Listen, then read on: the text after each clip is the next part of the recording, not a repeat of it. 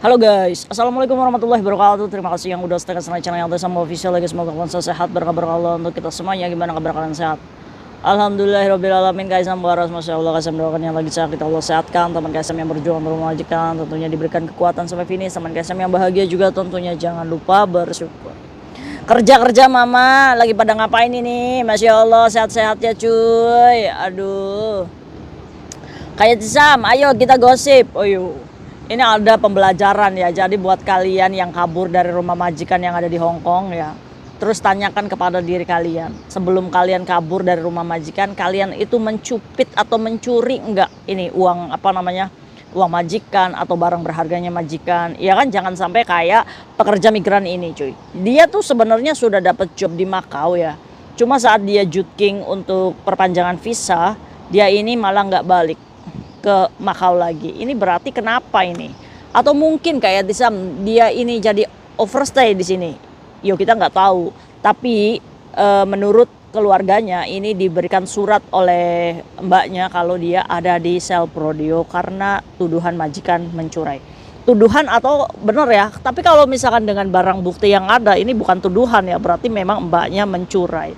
Oke, ini ambil pembelajarannya buat kalian yang ke Macau ya. Kalau misalkan memang kalian punya kasus di Hong Kong, harusnya kalian itu bisa sharing ke agent kalian yang ada di Macau supaya tidak di-extendkan atau untuk memperpanjang visa atau mendapatkan blue card ya kalau di Macau ya, kayak gitu ya.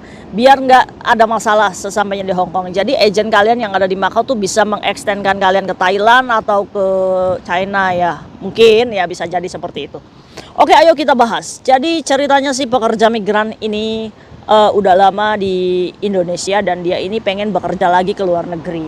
Untuk ke Hong Kong dia ini takut karena apa? Karena dia merasa bahwa dia ini kabur pulang ke Indonesia ya cuy ya. Jadi sebenarnya mau finish kontrak 4 tahun, tapi mbaknya ini malah memilih untuk pulang ke Indonesia tanpa sepengetahuan majikan saat dia libur. Wah, apakah ini banyak kasusnya? Kayak banyak, nggak tahu apa sih ya yang ada di pikiran mereka gitu, kok nggak main kabur-kabur aja gitu kan.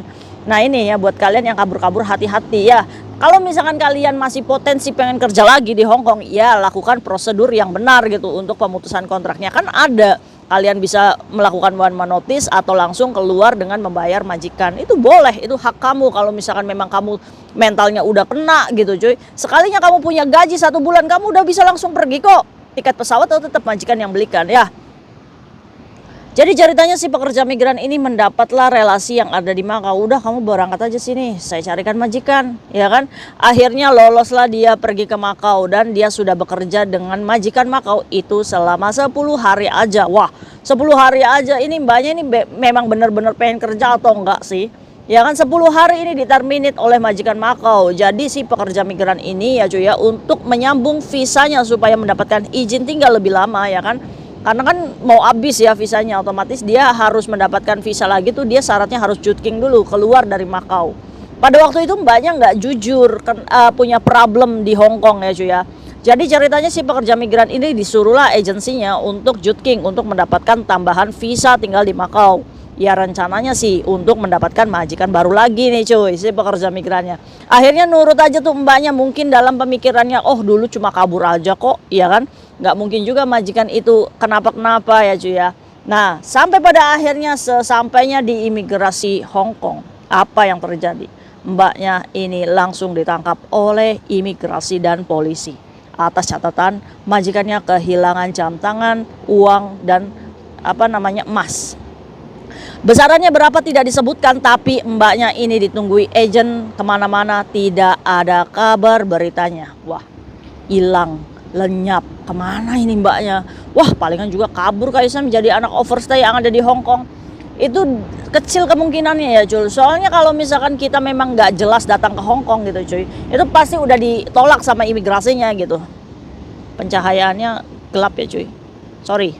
Nah setelah itu mbaknya ini udah nggak bisa dihubungi cuy. Orang tuanya taunya dia ini pergi ke Macau, taunya melalui mbak si A ya.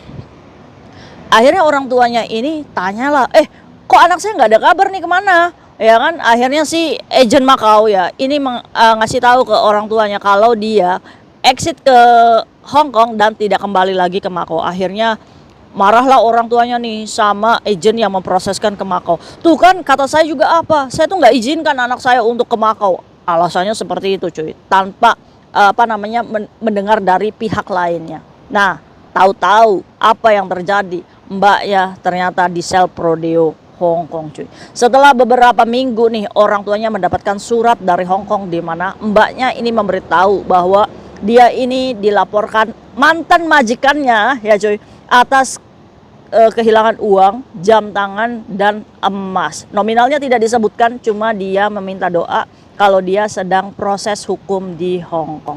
Jadi intinya mbaknya yang tadi juking ya ke Hong Kong itu langsung ditangkap atas laporan majikan. Biasanya kalau ditangkap seperti ini ya cuy ya, kalau misalkan memang dia diproses berarti majikan punya bukti nih. Tapi kalau misalkan majikan hanya pelaporan kayak gitu, kalian gak usah khawatir ya. Dalam 48 jam ya kalian itu pasti akan dibebaskan kalau misalkan tuduhan majikan itu tidak terbukti. Kalau ini kasusnya mbaknya ada di dalam, otomatis berarti majikan memiliki bukti. Usut punya usut cuy. Ceritanya begini. Jadi si pekerja migran ini bekerja dengan majikan ini 2 kontrak cuy. Ya kan backgroundnya ya, interview sama majikan Makau ini. Backgroundnya ini si mbaknya ini 4 tahun ini mau finish ya. Setelah itu majikannya itu udah kayak friendly banget cuy, baik banget, nggak ada curiga ini sama si Cece. Dalam keadaan yang baik-baik aja. Nggak tahu apa yang terjadi dengan konflik si Cecenya. Si Cecenya ini pas libur ini nggak pulang, tapi langsung ke Indonesia untuk kabur. Si Cecenya ini kenapa ya kok bisa kayak gitu, padahal majikan baik gitu ya cuy ya. Usut punya usut, mungkin juga Cecenya itu ya menguasai tadi emas, uang, dan jam tangan karena ketakutan atau uangnya sudah habis untuk bayar utang, atau dia pengen jadi purna PMI aja ya kan, berharap dari uang itu ya kan, uang nggak berkah gimana mau berkah gitu ya cuy ya. Akhirnya memilihlah untuk langsung pulang ke Indonesia dengan kontrak kerja dan lain-lainnya ya cuy ya. Setelah dia pulang mungkin uangnya sudah habis, jadi cari kerja lagi di luar negeri. Secara di Indonesia susah banget kan cari kerja ya nggak. Nah, wih ada nih cuy, di Jakarta itu kerja cuma gajinya 2 juta cuy. Katanya aduh kayak Sam nggak ada libur, nggak ada apa. Iya ya. Nah justru itu kalian kalau udah ada di sini nih manfaatin ya. Ayo semangat kalian tuh jadikan motivasi.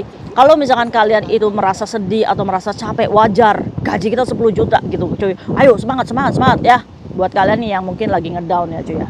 Nah akhirnya cuy, majikannya ini kehilangan si Cece kok nggak kembali ya kan. Akhirnya setelah dia cek semua aset-asetnya di rumah, dia merasa bahwa kehilangan cuy. Diceklah CCTV ini merekam mbaknya itu mengambil sesuatu dan itu dicurigai bahwa yang hilang itu diambil oleh si pekerja migran ini. Akhirnya dia mereport ke polisi. Kapanpun si Cece ini proses ke Hong Kong, kapanpun, tahun berapapun si Cece ini masuk lagi ke Hong Kong, saya minta ini diusut dan diproses, ya kan.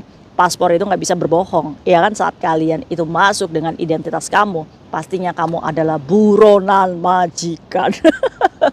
Nah ini cuy yang menjadikan pekerja migran ini saat juking ke Hong Kong, dia ditangkap imigrasi dengan bukti-bukti majikannya.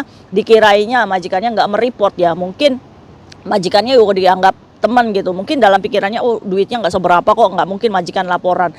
Orang Hong Kong kalau misalkan sudah dibaikin kalian lunjak wis tingeling kalian beneran coy. Oke, jadi mbaknya ada di sel Prodeo ya cuy ya. Aduh orang tuanya ini menyalahkan agen Makau. Nah ini pesannya nih, ini dari agen Makau ya, dimana kalau misalkan kalian proses nih kerja di Hong Kong, seburuk-buruknya kalian di Hong Kong, maksudnya diproses di Makau, seburuk-buruknya kalian di Hong Kong, punya kasus, pernah kabur atau apapun, overstay dan lain-lain, jujur, karena orang tua kalian itu saat proses di Makau, ini yang dipegang agen Makaunya cuy. Jadi ini nggak terima nih agen Makaunya kalian kalau misalkan proses ke Hong Kong. Kalau punya kasus di Hong Kong, ibaratnya, maksudnya kalau kalian proses ke Makau, kalau kalian punya kasus di Hong Kong, apapun itu, jujur, setidaknya agen Makau ini bisa ngirim kalian itu nggak ke Hong Kong gitu cuy. Biasakan kita ini untuk panjang tangan ya. Kalau misalkan memang kalian dalam ketidakmampuan dalam membayar sesuatu ataupun lagi butuh ya keuangan, udah hold aja ya. Yang penting kalian punya paspor, aman deh. Kamu dipecat hari ini pun yuk bisa cari majikan lagi gitu ya. Kita tuh berpikir tuh panjang, jangan cetek kabur menyelesaikan pada hari itu, tapi akan mengundang masalah di masa depan ya. kita capek ya wajar ya, namanya juga kerja. Tapi yo kita juga nggak bisa manjain diri kita sendiri untuk mengikuti. Ya udahlah, ya udahlah. Kenapa sih kita tuh selalu menanamkan dalam diri kita itu untuk pasrah gitu cuy. Padahal Allah tuh sudah menjanjikan manusia itu akan diuji dan beritakan kepada orang yang sabar bahwa ujian itu sebenarnya tuh udah ada jawabannya gitu. Tinggal sabar. Tugas kamu itu cuma sabar, jalanin aja prosesnya. Ya. Aduh, mungkin itu sharing Kaisam hari ini, semoga bermanfaat untuk kita semuanya. Kira-kira ada nggak teman kalian yang dicegat, dilaporkan majikannya atas pencurian? Ada juga yang keluar ya cuy ya, karena tidak terbukti.